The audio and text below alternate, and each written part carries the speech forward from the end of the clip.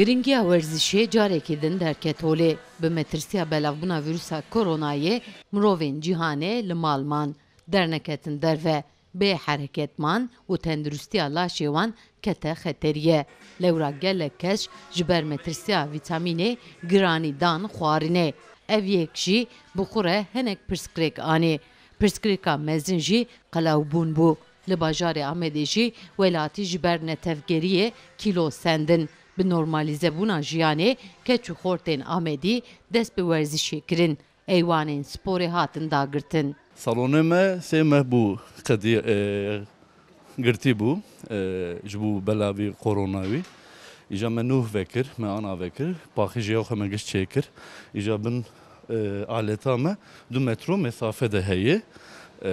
Ew kê xelkê me dikarin werin salona me, dikarin ji bo spor bikin. Giş me tedbîra xwe giş girtiye, giş her derê dezenfektan, paxîjî heye. Me henî bahevdû nabînin. Ew kê li mal jî dimînin, wana jî dikarin li malê xwe jî spor bikin. Eger dixwazin li vir jî berawerin, bi randevû sîstemî em zatiye em giş digirin.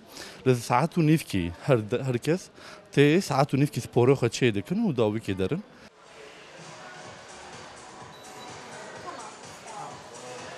Welatiyên Amedê dibin tedbîran de li eywanan de dest bi sporê kirin. Her mirov di destpêkê de divê destê xwe bi dezenfekteyan paqij bike, dûvre bikeve eywanê. Lewra hê jî metirsiya vîrusê heye. Di eywana werzişê de jî divê her kesek ji hevdû 2 mîtro dûr sporê xwe bike. Hemî tedbîr li salonê hatine girtin. Ji aliyê din ve mamosteyên werzişê jî li ser serê wan e û mirovan hişyar dike.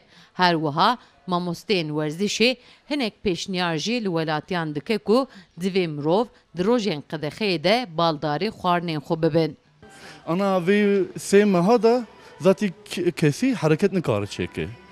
Li rûniştiyê. Ama henî bera hinkî bimeşin, li xwarina xwe jî pir dîqat bikin. Bera tiştê pir yaxlî, pir tiştê rûn, pir tiştê şekir bera nexwin.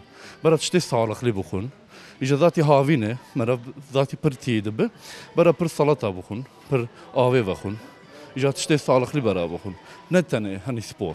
Bera nanê xwe jî, bera zikê xwe jî mesela xwedçîk bikin. Wanê daha çêtirê bibe. Li tevaya Tirkiye jiyan êdî normalize bû. Ji ber vê normalizebûnê welatiyên Amedê ji berê xwe didin eywanên werzişê. Ji ber ku ev sê mehbû li mala xwe mabûn û kîlo sendibûn. Dixwazin niha jî ev kîlo bidin. Ji bo vê yekê jî êdî bi randewî tên eywanên salonên werzişê. Sevda Kaplan, Kurdistan TV, Amed.